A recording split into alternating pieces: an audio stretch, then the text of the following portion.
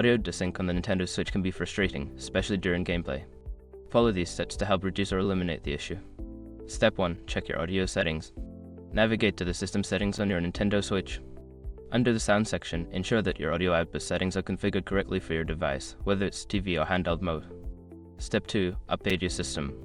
Make sure your Nintendo Switch is running the latest software version.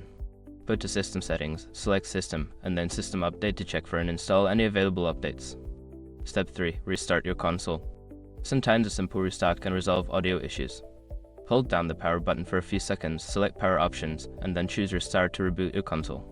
Step 4. Check your accessories. If you are using external audio devices like Bluetooth headphones or speakers, ensure they are properly connected. Disconnect and reconnect them to see if that resolves the audio desync. Step 5. Test different games. Try playing different games to see if the audio desync occurs across all titles or just specific ones. This can help determine if the issue is game-specific or a broader problem with the console.